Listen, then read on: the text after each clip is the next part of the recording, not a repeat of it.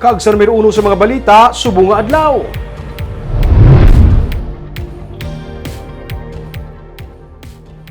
Nakuhaan sa video ang aktual nga pag-abduct sa isa ka persona Martes ang aga sa Baguio City. Suno sa PNP, ila sa karon ginatutukan ang ginapangatubang nga kaso nga rape sa biktima nga amo ang posible may kabangdanan sa pag-abduct sa iya. Yaring report.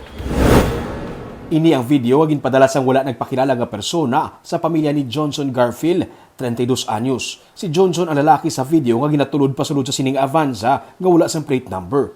Ginbanggaan siya sang duha ka mga lalaki nga nagasakay sa motor kag ginpilit pasakay sa salakyan. Naka-helmet ang duha kag naka-hoodie gani hindi makita ang mga itsura. Wala man sang plaka ang ilang motor pero makita ang stickers sa ilang mga motorsiklo nga amo ang posible makatudlo kung sino sila.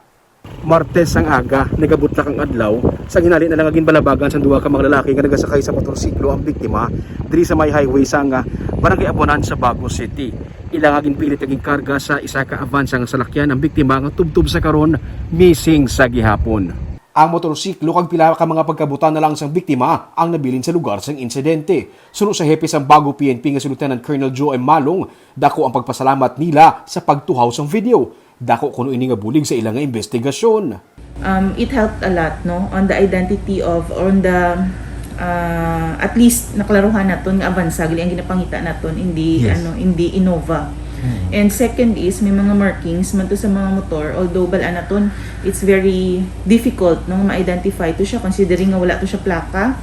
Ang mga motor nga involved hindi man klaro ang mga plaka man and the markings ang lang gitong nakita naton and wala sang faces gyapon kita nga nakita dito, but still no it helped a lot. Isa sa mga anggulo sa karon nga ginalantaw sa PNP amo ang rape case nga ginapangatubang sang biktima. Bulan sa Nobyembre, nakagwa siya sa bilangguan pero padayon pa ang hearing sa kaso. Kag dapat kuntani, sang kahapon may hearing pa sila. Pero antes ang hearing, gin-abduct na si Johnson.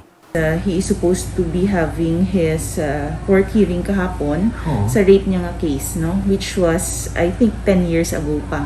So we're trying to retrieve the records, no? Kung sino ni siya ang victim dire na nag-file sang kaso against sa iya kay para we considered it as one of the angles man. Ginpang review liwat ang tanan nga mga CCTV camera sa area para mabalaan kung diin naghalin kag diin nagpalagyo ang salakyan sa mga suspect. Ang amay sang biktima nagpadulong man sa PNP matapos mabalitaan na natabo sa iya nga anak. Nagapanawagan siya nga kung sino man ang nagkuha sa iya nga kung tani hindi lang pagsakiton. Panawagan ko lang sa naghimo kung ano maghimuon nila sa bata ko. Tan hindi lang nila dapat sakiton, maluoy man sila. Kung ano pasensyahon lang nila kay way man asala ang bata. Kung maway man rason nga muna nila, ang kaluoy na lang nila. Kung nagapamatid man sila. Kaina, nagpadulong sa kawayan ang mga investigador sa Baguio PNP para magkuha sang dugang pagid nga mga impormasyon sa background sa biktima. Tagalakay Lotas City ang iyang mga ginikanan pero siya ang nagapuyo na sa Banwa sang Kawayan.